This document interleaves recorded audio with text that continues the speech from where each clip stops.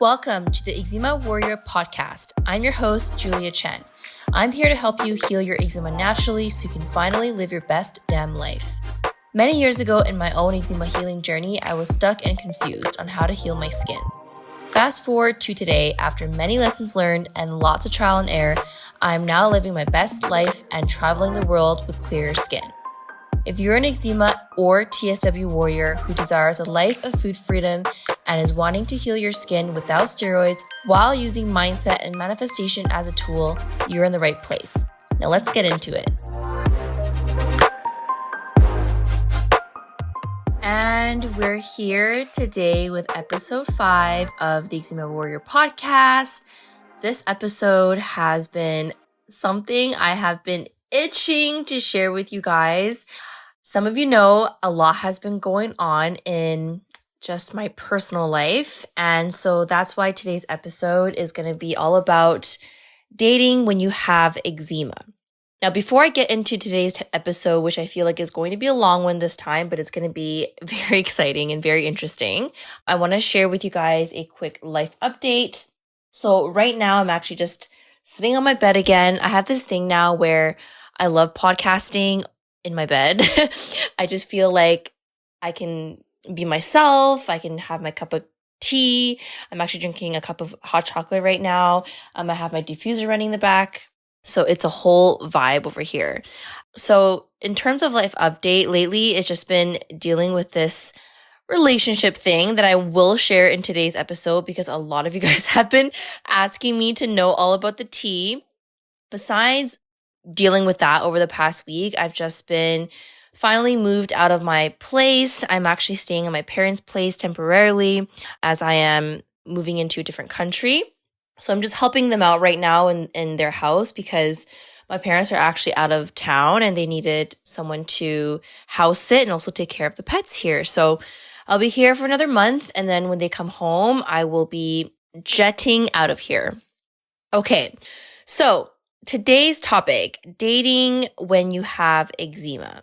So the reason why I wanted to share this episode today, not only because of what I've been dealing with over the past week, but also it's a very common topic actually that has come up in my client calls and just with my one-on-one coaching clients as well, around how do you date when you have eczema and how do you talk about your eczema to other people who don't understand exactly what you're going through? So in today's podcast episode, I want to be sharing with you how I talk about my eczema to my partners in the past. And also I want to talk about why self-love is important before even getting into a relationship. Now, I know a lot of you guys want the juicy details of what's been going on with my dating situation. So before I get started, go and grab yourself a nice cup of tea or coffee in the morning or whatever time you're listening to this episode because it's going to be a juicy one and it's going to be a long one, okay? Or maybe you're driving right now, but whatever you're doing, get into it with me. Okay, so last year, I got out of a long-term relationship with my ex. We ended things back in May, but even prior to that, like I would say our relationship kind of started dying out maybe in earlier of 2022, so January, February at that time. And then May was like the official, like, okay, we're done here, we're going to move on. So the smart Julia would have been like, okay, a 3.5-year relationship. This is my time to just be single and focus on me, focus on my business. I ended up meeting this guy off of Hinge when I was traveling down in the States. And at that time, when I was traveling down in the States, I was only there for a weekend. It was like a weekend girls trip. I actually didn't end up meeting this guy until afterwards, like after I left. So I was there in the States for the weekend, and then I matched with this guy on Hinge. Totally normal guy, didn't have any red flags. We were like talking quite a bit. We were like texting back and forth. And then he ends up actually driving up to Vancouver to see me because he wasn't too far away. He actually lives in Portland. So he drove up to Vancouver to come see me a couple weeks after we had matched on Hinge. So this was a couple weeks after I had left Portland over the weekend. So he comes to Vancouver and we had a great time. Like, he ended up staying 5 days instead of the original 3 days. We got along really well. He met some of my friends. We went out every night. We had dinner. And it was a good vibe. And I really started to think, okay, this guy's pretty decent. Like, maybe, this could be something. But so over the 5 days he was here, we went on dates together. We went for drinks. He even met some of my friends and my sister. So it was honestly a really good time. And I didn't think anything was wrong with him, to be honest, because it's only 5 days. You can't really tell exactly unless you really start to date someone. But anyways, so that was our 5 days together and everything was great. And I honestly at that time didn't want to take anything too seriously because I was just getting out of a relationship with Phil, my ex, who is now actually one of my closest friends, which people think is weird. But anyways, so I was still getting over Phil. I was pretty much over him at that point because our relationship was already dying down like back in January of 2022. But of course, like, I wasn't even thinking about even getting into a relationship. So a couple weeks passed by now and me and this guy, this Hinge guy, I'm not going to say his name yet, but I will. We, continue to chat. He tells me that he wants to like take things further, that he really thinks that this could work out, even though we live in 2 different countries and we're at least like 6 to 7 hours apart in terms of distance with driving. And so I'm kind of thinking like, okay, like this guy is moving a little fast for me, but maybe it's just how he is because he is an older guy. He's like 6 years older than me. But he was saying like all these things like, oh, like he really wants me to be his girlfriend and he really wants all of this to work out. And this was about like 1 month into our so-called dating. And I wasn't ready for it. So I told him, hey, I need some time to like just feel things out. I just got out of a relationship. Like, he knows all of this. Like, I need time to hang out with you more. I need to get to know you a little bit better before I like say that I'm your girlfriend. Like I'm just not gonna be someone's girlfriend just by hanging out with them. Okay, hold on. Let me take a step back. We hung out more after that weekend. So after that 5-day weekend, I would say we hung out every other week. So either I would drive down to Portland or he would like come to Portland and we would hang out. And whenever we hang out with each other, it's always like a week's time together because of course he's driving this far and I'm also driving far too. So we end up just hanging out for the week. So we were hanging out quite a lot over the summer of 2022, every other week or every week. And yeah, that's when he was like really moving pretty fast, saying like he wants me to be his girlfriend and he really sees like a future with us together. And obviously this sounds like these sounds like fucking red flags. But at that time, he's like, I was in a vulnerable state, you guys, okay? I was like just not really thinking straight, I guess. And from an outsider's point of view, they're probably going to be like, okay, this is so obvious. Like, he's like love bombing you, which I later learned that he totally was. But at that moment, I was like, okay, I'm just going to have a good time with this guy and we'll just see how things go. I'm not going to like take things too seriously with him. So 2.5 months pass by and things are getting even more serious. He comes up to Vancouver. We like do more things together. I went down to Portland. I stayed with him for over a week and, it was great. It was fine. I met his friends. He met my friends and it became this thing where everyone knew that we were together. And so finally, at the end of August, I said yes to be his girlfriend. And this was when I actually went to go live with him in Portland for a week. And yeah, that's when things became official. Now, during our time together from when we met in June up until October is when we broke up, there were a few things about him where I was just kind of like, I don't really like this about you, but maybe you're just having a bad day. And I'm such a nice girl, you guys. Like, I give everybody the benefit of the doubt. I try to look on the good side of everyone because I never want to judge anybody. And I just want to like, just be there for someone if they're having a bad day. But then thinking back now, some of the reactions that I've noticed with him was very inappropriate in the sense that it was kind of like, I would never act like that in public, but you do you kind of thing. So there was a situation in Vegas. So he took me to Vegas in October where what happened was his work company paid for his stay at one of the hotels in Vegas. However, he didn't realize that the check-in day for the stay was on Friday. So we actually didn't get to that hotel till Saturday. And so when we got to that hotel, the hotel staff was just like, oh, you guys were supposed to check in yesterday, Friday, but because you missed your check-in, we're going to have to charge you for the entire stay, even though you missed the day before. And I was like, okay, like, don't worry about it. We'll just like get your company to pay for it because there was, miscommunication. This guy freaking like freaks out at the hotel staff. He was like swearing at them and like being like, what the fuck do you mean? I don't want to pay for this. Like, you guys are supposed to let me stay here, blah, blah, blah. Like, he was going off. And I was just standing on the side being like, yo, like, what the fuck is going on? Like, just, your company is clearly going to cover it. Like, it's a big corporate company. Just tell them that you accidentally missed the day and they will cover it. Like, I already knew they were going to cover it. I don't know why the fuck he was freaking out about it, but he ended up like kind of yelling at the staff and I was not okay with that. So anyways, that was the situation. And that wasn't just one time. There was another time where he like got mad at something and I'm just kind of like, okay, I'll just let you be mad and then I'll talk to you about it later. So then I'm the type of person where it's just like, if something doesn't resonate with me, I will fucking call you out on it because that's not okay. That's not okay.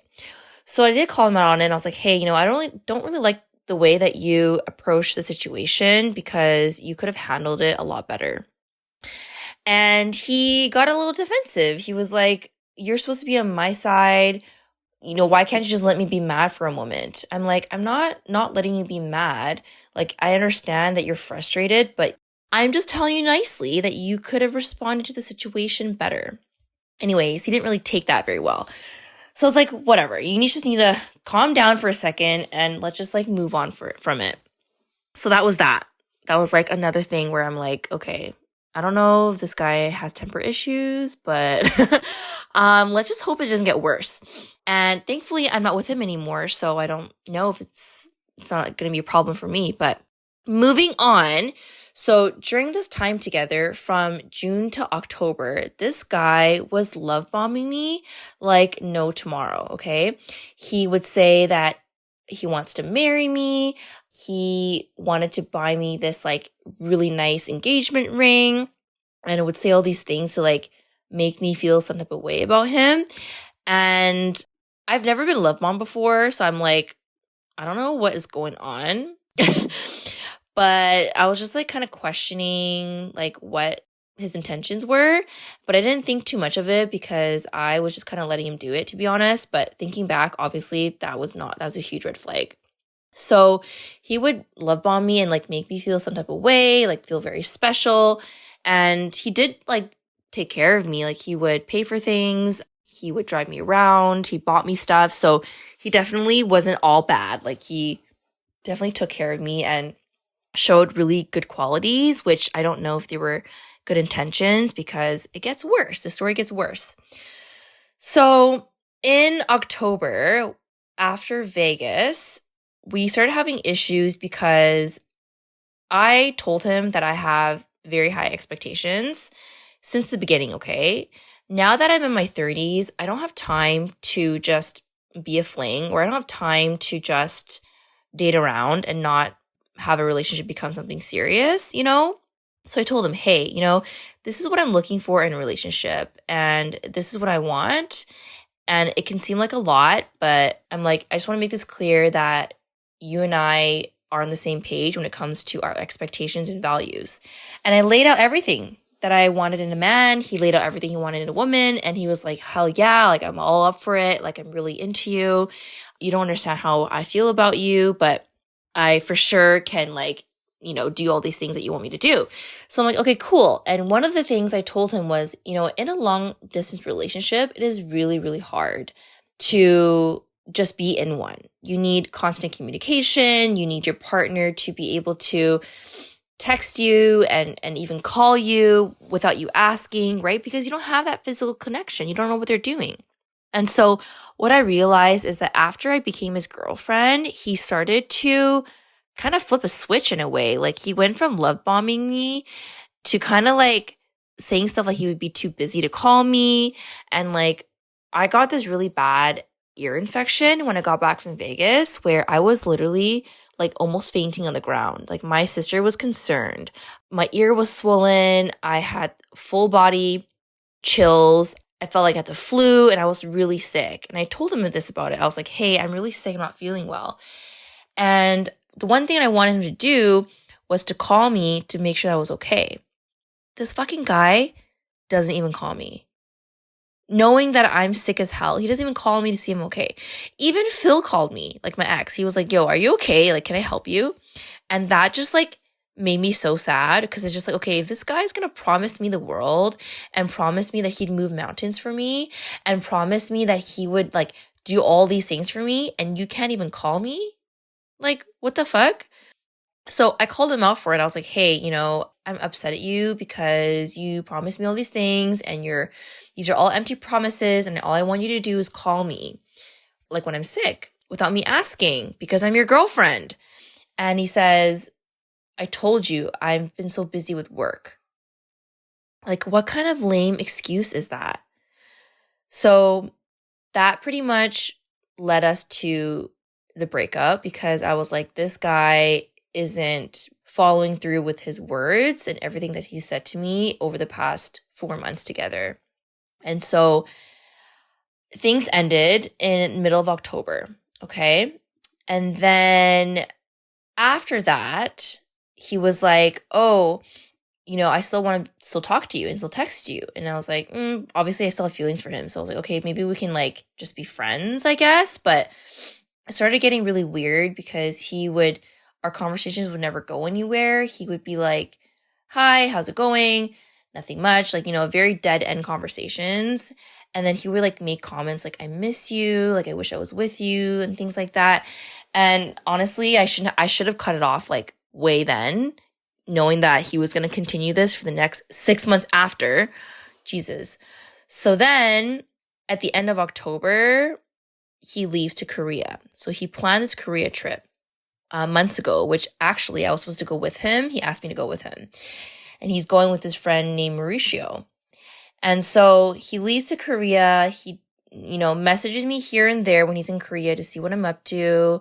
I give him like really cold answers because I'm like, I'm just trying to move on here and I'm really disappointed in him. So I don't want to like talk to him. But then he would keep texting me. He keep texting me being like, you know, why are you so slow at responding? Like, I miss you, like, blah, blah, blah, all this shit. And then the thing is, at that time, I couldn't officially cut him out because he actually had my phone hostage. So he had purchased an iPhone 14 for me in the States, and I paid him cash for it in Vegas. And so when he left to Korea, he shipped the phone to arrive in Canada for me to receive it.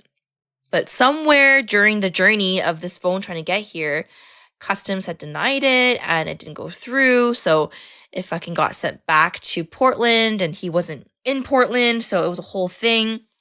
And then he finally got back from Korea and then he was like, oh, like, why don't we just like meet up in person and I will give you the phone to you. So we ended up setting a day in Seattle to meet up, to have him give me the phone. And I was like, okay, cool. I'll just grab the phone for me and that's it. And he's like, what do you mean that's it? Like, don't you want to hang out with me? Don't you want to like do stuff together? And I was like, in my mind, I'm like, no, like I'm trying to move on. And this guy would not want me to move on, clearly. So in the end, I was like, let me just tell him I'm down to hang out and then just grab my phone. So I told him, I was like, okay, cool. Let's hang out for the day. Like just spend a day in Seattle. So we had it all planned out in November to meet up. And the night before, Seattle, he texts me at 2 a.m. He's like, sorry, I can't make it. Something urgent came up. I won't be able to make it anymore. Of course he's gonna fucking bail on me with my iPhone 14. Like, come on, just give me my damn iPhone.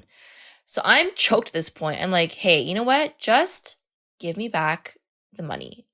Keep the fucking iPhone and just give me back my money and I will buy my own iPhone 14 here in Canada. This guy says, I don't have the money for it right now. And get this, okay? This guy drives like 6 luxury cars. He owns all these toys and yeah, you have money, okay? Don't try to make up some bullshit. Anyways, he ended up taking a whole ass week to get the money that I gave him for my phone to give me my money. So we finally got my money back and I was like, okay, this is it. Like, don't talk to me anymore. Like, bye. And he's like, that's it? Like, that's all you're gonna say? I'm like, what else do you want me to say, man? Like, we broke up in October and this has just been ongoing for too long. So fast forward to end of November, early December. I'm now in Costa Rica, living my best life. As you guys probably have seen me in my stories on Instagram. And he's still messaging me. He's like, where are you? Like, what are you doing? Like, I want to come to Costa Rica. And obviously, like, at that point, I'm like, I still really like this guy, okay? So I was like, okay, like, come to Costa Rica. He's like, all right, I'll buy my ticket. Let me just look at the dates. So the next, like, few weeks, he's, like, apparently looking for plane tickets and then also, like, getting into my business where he's like, what are you doing? Like, are you sleeping with other guys in a different country? Like, I want to come see you and I want to hang out with you. I want to be with you and saying all this shit. And I thought he was serious. Honestly, thought he was like going to show up. Honestly. And December passes and it's now end of December, early January, where I'm now in Colombia. So he's like, sorry, I can't make it to Costa Rica because I've been moving into a new place. And I was like, okay, just like small talk, like, where are you moving? He's like, oh, I'm moving to the east side of Portland now from the west side. I'm like, okay, cool. And I'm like, are you leaving by yourself? And he's like, yeah, I'm moving into a place by myself. And by the way, you guys, these are very important details. So like, take note. Okay, so then he's like, once I move in and settle in, I will buy my ticket to Colombia. I'm like, cool, let me know. And then during this time, obviously, he like keeps messaging me, like asking what I'm doing, telling me he misses me, blah, blah, blah, all that shit. So then he tells me, hey, Julia, I booked my ticket. And I'm like, wow, what the fuck? You actually did? So he books his ticket for January 4th for 1 week and he's staying until January 11th. That's what he told me. And I'm like, okay, send me your itinerary. And this guy would not send it to me for the longest time. And then I'm like, can you send me your itinerary so I can know when you're landing? He's like, sorry, I've been so busy with the move, but I'll send it to you right away. I land at 11 p.m. on January 4th and I leave my place at 5 a.m. So he gave me the details in terms of the time. Okay, so then he's like, I'm so excited to come see you in Colombia. I like told all my friends that I'm, going to go hang out with you and we're going to do all these things together, blah, blah, blah, blah, yada, yada, yada. January 4th comes around and my friends in Colombia know at this point. So we're planning his stay with us. Like, staying in Colombia is a whole other thing, okay? You can't just have random people show up to your Airbnb. You actually have to book. You have to pay for an additional person. So we did all this thing for him to show up, paid for his shit, and January 4th comes along, and I messaged him. I was like, hey, like, are you on the plane? And this was at 8 a.m. in the morning. I shit you not, at 6 p.m. the same night, he says, I'm so fucking pissed. My flight got canceled, and I can't rebook it for the week, so I got a refund. What? Are you dumb? What kind of... If you're gonna lie, please have the right facts because, of course, I'm gonna go check if his flight got canceled. There were no flights canceled out of Portland that day. No flights canceled. He fucking made up a lie for the past 2 months saying that he was gonna come to Colombia, made us pay for his shit, and then didn't even buy his fucking ticket. So then what did I do? I ghosted him for a whole month. And he texts me every single week being like, hello, why are you such a butt? Where are you? Okay, like, why aren't you messaging me? He even texted my friend back in Canada being like, hey, Jen, I haven't heard from Julia. Where is she? And get this, okay? Like, Jen and this guy, my friend, they've never talked. The last time they talked was like when we were together in October. And this is already January of this year, 2023. So Jen's calling me. She's like, why is this guy, I'm not going to mention his name yet. Actually, let's just say his name. His name is Robert, okay? His name is Robert. Why is Robert calling me? I mean, why is Robert texting me? And I'm like, what do you mean? Why is he texting you? What the fuck? How does he even have your number? And then she tells me that he's trying to figure out where you are. And dude, he knows where I am. He knows I'm in Colombia. He's just trying to get my attention, obviously. So a month passes by and I'm like, okay, let me just see what the fuck this guy wants. So I say, do you need something? And he's just like, why did you block me? Why are you not answering me? Your profile picture went blank. My flight actually got canceled. Why don't you believe me? And also, my mom is terminally ill. What? I'm like, first of all, I didn't block you. Second of all, your flight didn't actually get canceled, but I'm just going to be very short with you. So all I said was, I'm sorry to hear the news about your mom. I hope it all works out. And he says that you don't care at all, hey? And I said, I do care, but I'm just not going back and forth with you anymore. It's literally been 4 months of us going back and forth since we broke up in October, and it's going nowhere. It's literally going nowhere. And plus, you lied, clearly. So then I told him, I sent him one last message. I was like, hey, we shouldn't talk anymore. We should just part our ways. And he sends a sad face saying, it doesn't have to be like this. Okay, so it gets worse. It gets worse, okay? So we don't talk for a while, and I'm living my life in Guatemala. And then I come back home to Canada just right before my birthday. And then I get this message. And the message says, Julia. And get this, okay? This message was received on iMessage. We've been chatting on WhatsApp because when I'm in another country, my iMessage is deactivated because I use a different SIM card. So somehow he knew that I came home, which is interesting because since we broke up, he decided to block me on everywhere on all social media. So he has no idea what I've been doing the past 5 months is what I'm assuming. But somehow he knew that I came home and that my iMessage was active. So he sends a message on February 17th saying, Julia. And I sent him a question mark. I'm like, did you send this by accident? He's like, no. Are you home? Anyways, so then we kind of go back and forth a little bit. And he's like, I'm like, why are you? I don't want to talk to you, is what I said. He's like, I want to know what you're up to. And I'm like, I am living my life. And he's like, oh, cool. I'm glad you had fun on your trip. Just totally I don't even know what he was trying to do. Anyways, okay, it gets even worse. So then 2 weeks later, I see a picture of him and a girl on my feed. And it's his girlfriend. Yeah. It's this influencer in Portland. And she posted a picture of her and him on her profile, which is a big deal. If you're an influencer and you're posting a picture of you and your boyfriend, it means it's pretty fucking serious. And I could not believe my eyes, you guys. I could not believe my eyes. This guy has a girlfriend and he was messaging me since October 2022 when we broke up.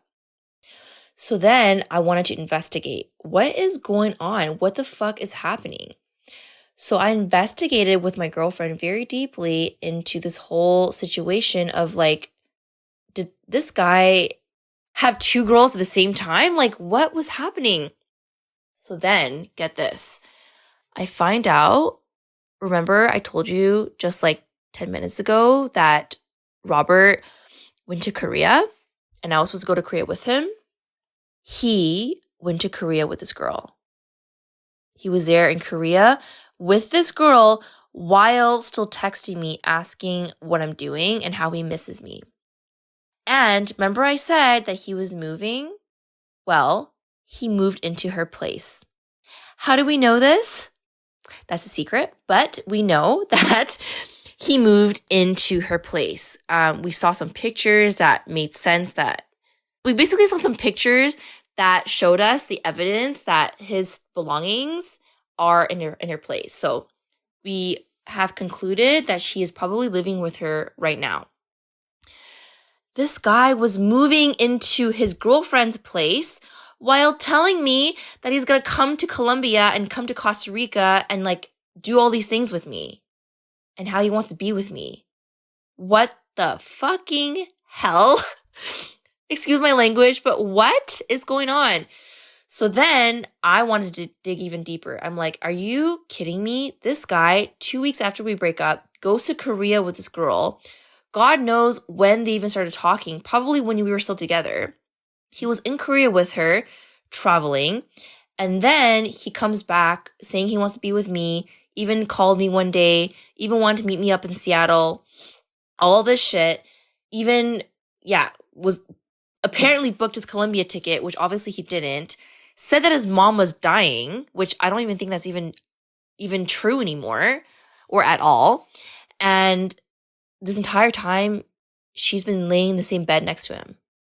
She's been laying in bed with him while he's saying all this shit to me. And get this, it gets fucking worse, okay? So then my friends wanted to expose him and be like, this is not okay for this man to be playing around with girls' feelings. So they commented on that photo being like, this guy is a clown. He is DMing all these girls and he's been playing with people's feelings. Like, run for your life. Like, trying to get this girl's attention, his girlfriend's attention, because I wouldn't want her to get played the way that he played me, okay? I mean, she's already getting played, the fact that he's fucking cheating on her. But we commented on her post and I guess she didn't see it for the couple days. So then my girlfriend ended up sending her a DM and was like, hey, your man Robert has been texting my best friend, which is me, over the last 4 months now. And you need to know this because this is not okay. And here are the evidence of all the messages he's been sending her since October while he was with you. And we waited for like 3 days for this girl to see the message. And get this. During the 3 days, this was just last week, you guys, okay? During the 3 days, Robert texts me again. He says, I miss you. I don't respond because I know, what the fuck? I'm not going to respond to that. Like, what the hell? You're cheating on your girlfriend. So I leave him on red. And then the next morning, he says, can I come see you, please? The fucking audacity to do that. So then I responded, what the fuck, Robert? No. Please stop messaging me and tell your girlfriend to check her DMs. This guy panics, okay? He somehow gets her social media account, blocks all of us, me, my girlfriends that commented, the DMs, erases everything, and we have no access to her Instagram anymore. So we can't even tell her information. But then my girlfriend, being a freaking genius, she's like, I bet you he was the one that blocked us because what happened was this girl, this influencer, she has 3 accounts, her personal account, and she has another account. We're not blocked on her other account. So we know that she didn't block us. So then my girlfriend sent her the same DMs to the girl's other account. And she sees the messages. She sees the messages and then she responds back. She's like, Robert is saying these are fake messages. It would be really helpful if you could send me a screen recording of all the messages so we know that it's real. First of all, there's no way you can fake like 50 million iMessages and WhatsApp messages. But let me just screen record just to show you that this shit is fucking real. So I screen recorded all the messages from October up until today, basically, and sent to my friend to send to her. And she was like responding back saying, oh, he's saying it's fake, but I'll take it from here. Thank you so much. I totally forgot one important part of this whole story. So during the time when Robert had found out that I know about his girlfriend and I sent her DMs, I shit you not, the next day, on the weekend. So this happened pretty much on a Thursday, Friday. And then on the Saturday evening, he posts a picture of her in their bed in Korea when they were traveling. And in the fucking caption, it says, I am so happy that I met you. I never thought a perfect girl like you would walk into my life. I love you 3000. I cannot wait for more days with you. Blah, blah, blah, blah, blah. This guy has no shame. He literally posted that photo to either, I don't know what, for what reason, because he already knows that he's been cheating on her. That he also knows that she knows about me. So it's like he's posting that photo to like try to win her back or something. I have no idea. But anyways, he posted that on his Instagram. Wild. No shame at all. You are a cheater and you literally posted a picture of your girlfriend telling her that you love her and she's the perfect person, while just a day ago you told me that you miss me and that you want to see me. I'm like speechless. Okay, and also, he used to say the same things to me when we were dating. He would say, like, I'm the perfect girl for him. He's exactly what I'm looking for. I'm his dream girl, like, blah, blah, blah, like, all this shit. So, if anything, like, he is definitely love bombing her, and I really hope to God that she doesn't fall for it. Like, if she's smart and she has seen all of the receipts and the DMs, all the evidence of what he's been saying to me, she would not be with this guy. But because I know how he is as a person, he's very manipulative. He is very good at lying. Not anymore because I caught him. But there is a possibility that she's been brainwashed by him. And so this is why I'm so passionate about sharing this story, is because I just don't want anybody to fall in his trap. Like I did and like she did.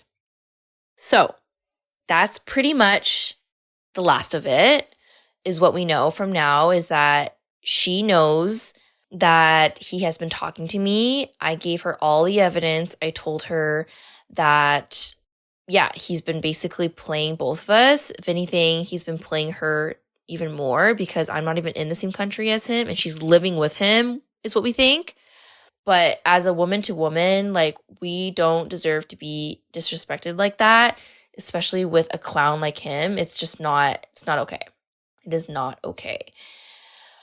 So where am I at right now? I mean, I was really hurt at first, you guys, just knowing that he did this to me, because I did really actually like him a lot before I actually found out about all this, obviously. And he made me feel some type of way. So I was really hurt.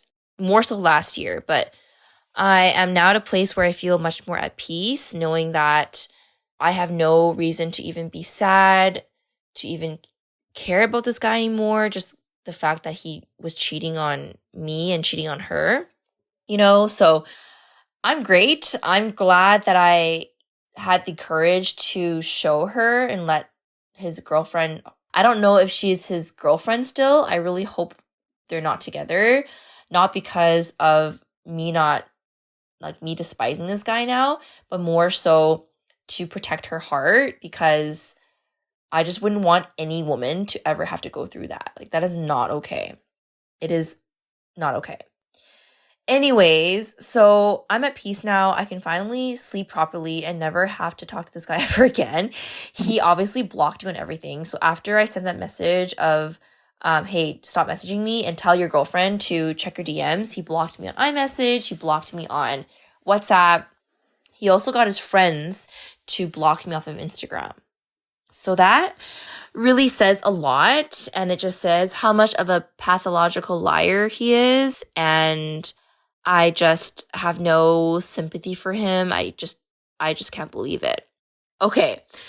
That's pretty much the story. There was a little bit more that I would want to share, but this episode would be way too long. And I do want to actually talk about why this whole story even became something I want to share. Because I actually had a reflection, an epiphany over the past week of like, why the situation even happened to me in the first place. And what I realized when it comes to dating and being in a relationship is that the reason why I was attracting a man like this was because I was never fully ready myself. I had a lot of wounds, a lot of relationship wounds. I didn't really take care of myself prior to even thinking about being with this man. I remember last year when Phil and I had broken up, I was like binge drinking. I was like really stressed out. I was definitely not practicing any kind of self-care. And I jumped the gun basically. And I got myself into a relationship when I didn't focus on myself first. And that's something I realized thinking back now, because when you put yourself first, when you really focus on you and not putting your happiness in someone else's hands, it's just the best way to attract the right person. And the problem with me last year was that I didn't put myself first, right? I was trying to get over Phil by jumping into this crazy relationship that ended up hurting me in the long run. So I got hurt twice in the same year, and no regrets at all. I think everything is a lesson learned. I learned a lot about myself during this time where I think I definitely have wounds when it comes to my relationships and expecting others to care for me, when really I need to care for myself first. And I need to really just focus on me and provide the happiness for myself. And that's why I've had a huge shift in my mindset since traveling solo, because those two relationships were really hard on me because it happened basically back to back. But I think I always thought that you could only be happy if you're with somebody who loves you, but really you can only be happy with yourself when you love yourself. And I think at that time, I definitely lacked self-love and I didn't know how to be alone because I was with Phil for 3.5 years. And right after that, I started getting into a relationship with Robert. And so what I learned from this whole dating situation with both Phil and Robert is that I really needed to focus on me and love myself first before getting myself into any kind of relationship. Because the moment that you love yourself first and you put yourself first, then you're not going to seek other people to give you the happiness that only you can create. And this is where the law of attraction comes into play, because if you guys don't know what the law of attraction is, it's basically you are what you attract. So the law of attraction is basically a principle that applies to all areas of your life. Relationships being one of them, business being one of them, career, anything that you are trying to manifest in your life, law of attraction can be applied to that. Now, with my business and with eczema, I'm very good at applying the law of attraction. I feel like I can heal really fast because I send out positive energy and I'm in a good high vibe kind of energy. However, when it comes to relationships, I think what was lacking for me last year was that I started attracting men that were not stable because I wasn't stable. I was at a point in my life where I just got out of a relationship. I was not practicing self-care. I was binge drinking every weekend. So based on the law of attraction, of course, I'm not going to attract the right person. I'm going to attract the person who's also unstable, which he totally was, right? And so right now, if you're listening and you're wondering, okay, how do you date in general, or how do you date when you have eczema? Because I guess this is an eczema podcast, but I feel like I'm rambling now. But, a lesson that I've learned is that you'll be ready to date when you have learned to truly be alone with yourself and be absolutely okay with it and in love with yourself, literally. And when you are in love with yourself and you're just in high vibe, like I'm an independent queen, I can focus on me and do me, then everything else is going to align and the right person's going to come into your life. You no longer have to explain to someone about your eczema because the person that's going to come into your life is going to get it, right? You don't have to feel uncomfortable anymore. You don't have to, walk on eggshells and worry about what your next man is going to say about your skin because you love yourself so much that you're so confident that you're only going to attract the person who is going to be on the same level as you.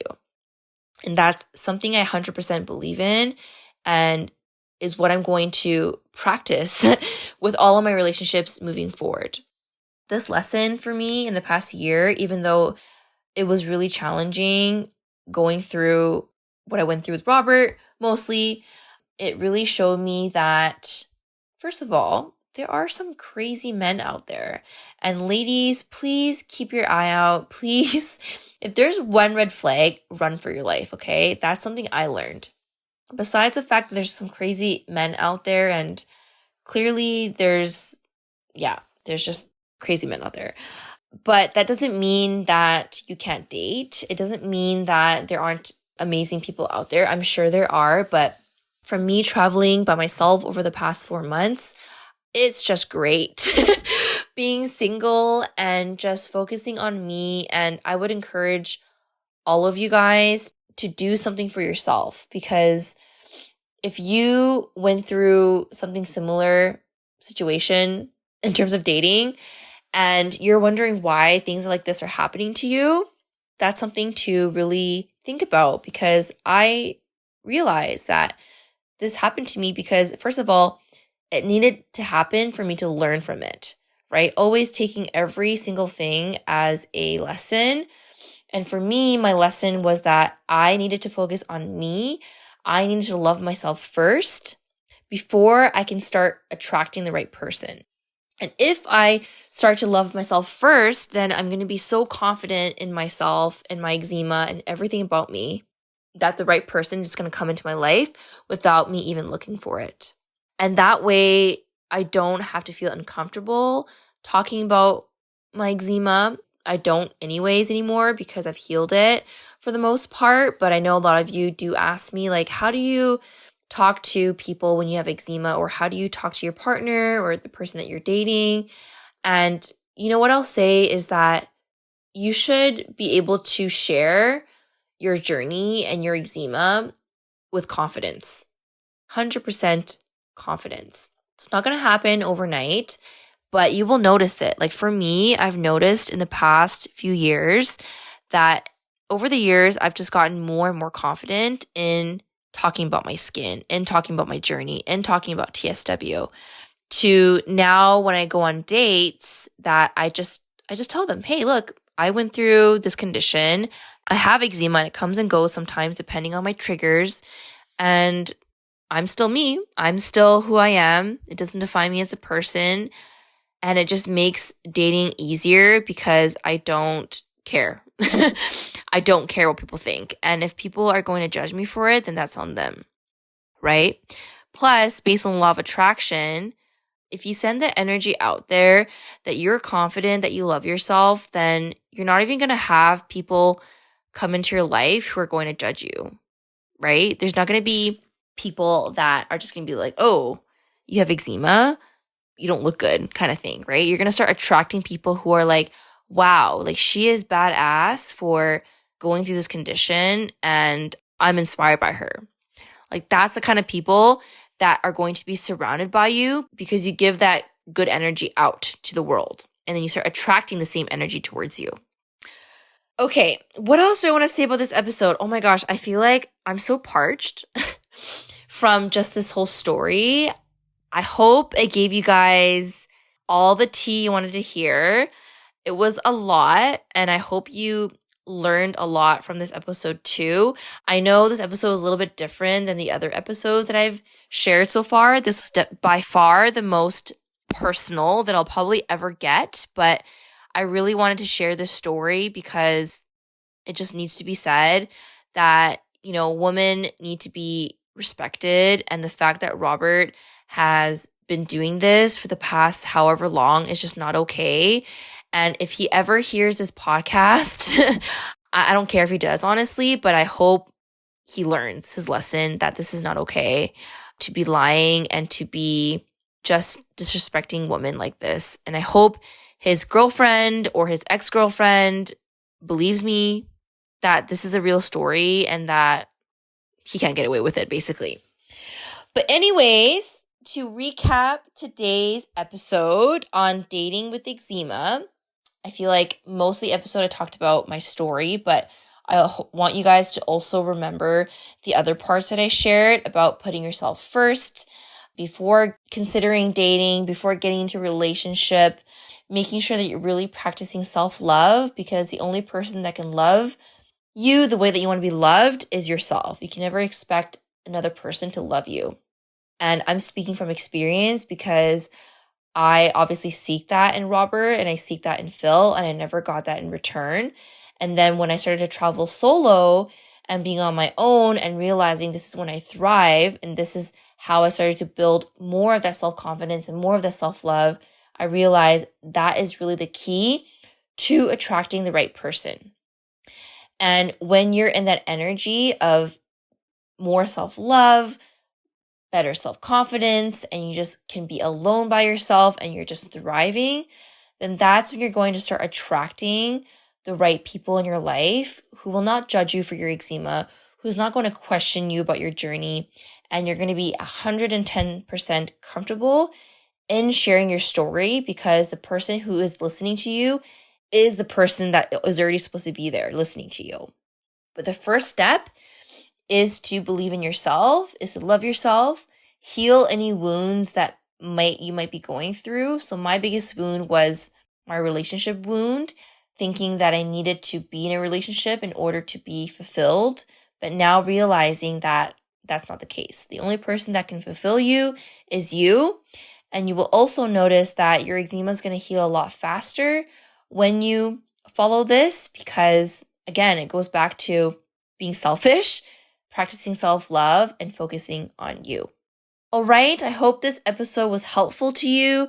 I know it's a little bit different than the other ones. I mostly wanted to share this because a lot of you guys have been asking me about the tea, about this whole situation. I hope it made your day because it was definitely a wild story. I love you guys so much.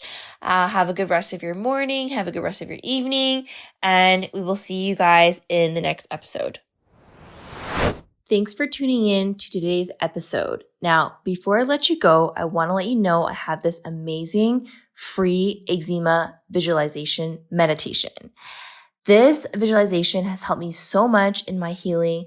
It has helped me manifest skin healing faster than I ever imagined.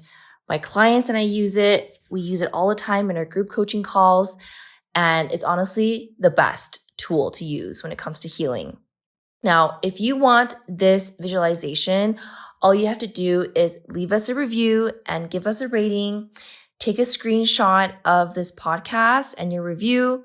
Send it to our email at hello@juliachen.com and you will receive this amazing free visualization.